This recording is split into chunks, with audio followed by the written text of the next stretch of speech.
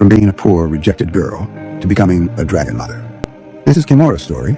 Kimora hailed from the Igweban part of the Asan tribe in Edo State. She was born in a deep, dark forest which was considered to be the evil forest.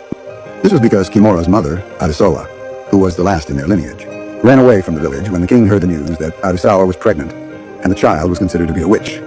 In the early 1080s, the reigning king considered her lineage to be witches, because Kimora's grandmother had foreseen the evil and atrocities the king would bring upon the people of Edo State, and she had the courage to announce in the village square what she had foreseen. The king heard the news and immediately ordered the execution of Kimora's grandmother in the village square, where the whole villagers had gathered.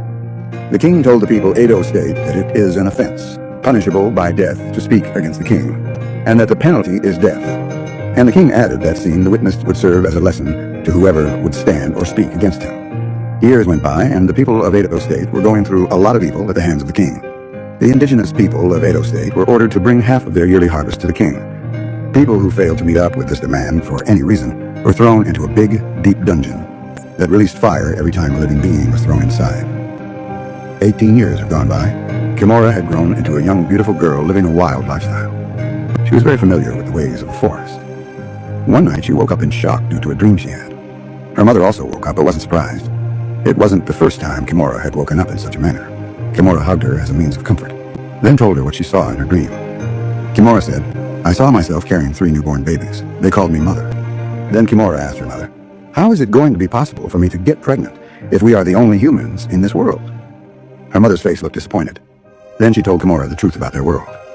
Kimora broke down in tears after hearing the true story about her life and how she had lived 18 years of her life hiding away from her home and believing there was no other world than the one she and her mother lived in. Kimora forgave her mother after understanding her reason for hiding the truth all those years. A new day came. Kimora was naked under a waterfall in the forest, taking her bath, not knowing that there was a hunter who had been watching her from a distance, hiding in the bush. The hunter was in shock at seeing another human in the forest, not hunting, but living a wild, normal life. He believed he had seen an evil spirit. The hunter tried to run away and made a sound unfamiliar to Kimora, who was more in tune with the ways of the forest. Not scared, she quickly ran toward the direction of the sound. She caught the young hunter, pulled him to the ground, and was on top of him, ready to tear him apart like a wild animal. She looked at him closely and noticed he looked very much like her, just a few differences. Kimora asked in the Asan dialect, "Are you from Edo State?" The hunter said, "Yes, I'm from Edo State." Kimora let go of him. He stood up, looking scared and ashamed on the ground. Kimora said again in Asan, "You are free to go, but speak to no one about what you have seen today." The hunter stood up, picked his hunting gun, and ran as fast as his legs could carry him back to the village. The hunter got to the village and ran to the king's palace to tell him what he had encountered in the evil forest. He described Kimora exactly as he saw her. The king knew that the creature the hunter saw was the baby he believed had been killed years ago. The king recruited 500 guards and sent them to the evil forest, with the hunter leading the way to where he had seen Kimora. So Kimora had already told her mother about the encounter with the hunter. Her mother felt they needed to run deeper into the forest. They packed their important items, but it was only then that the mother noticed men had already surrounded the area. Kimora and Adisawa knew their only option was to run.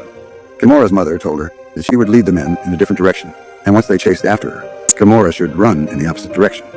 That moment they both knew it could be their last together. The armied men were slowly searching and getting closer to the secret place they had built as home. Then Kimora's mother went through the back and made a sound that drew their attention in her direction. She ran, and the guards chased after her. From her hiding spot, Kimora watched and saw how her mother was being heavily chased, tears rolling down her eyes. Then she took off, running in the other direction. Kimora's mother couldn't keep up with her speed. She wasn't as young as before. She was losing strength and energy. As the guards got closer, she was finally caught. The hunter looked at her and said, "This is not the girl. This is the witch's mother." The leader of the guards asked Kimora's mother where Kimora was, but she wouldn't say a word. She was badly tortured. Blood flowed out of every part of her body, but she wasn't ready to speak a word. She was ready to give up her life to keep her daughter safe.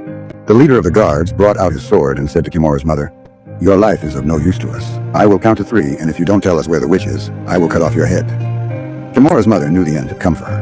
She bent her neck as the guard raised his sword up. Kimora shouted in a loud voice, "No! Oh, I'm here. Please don't kill her."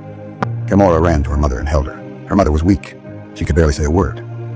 They brought Kimora and her mother back to the village, and both were locked up in a cage. No one attended Kimora's mother's injuries. Kimora held her all through the night. But by the time dawn came, Kimora shouted at the top of her voice after she realized her mother had passed away. The king arrived and saw Kimora grieving. Kimora tried to attack the king, pushed by the rage of anger in her heart. But the chains on her hands wouldn't let her get close to the king. So she said, "My mother did not deserve this. For the decade we left this village, we never brought any trouble to you or your people. Why are you doing this?"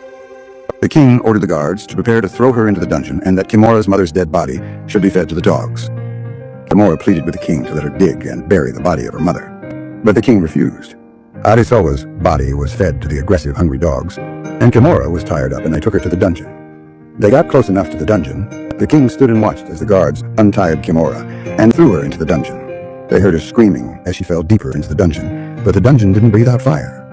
The king smiles that the threat has been eliminated. Now he felt more comfortable. Kimora fell down on the lowest path of the dungeon, her face covered with blood. The fell gas badly injured her. Kimora managed to open her eyes, and what she saw got her frightened.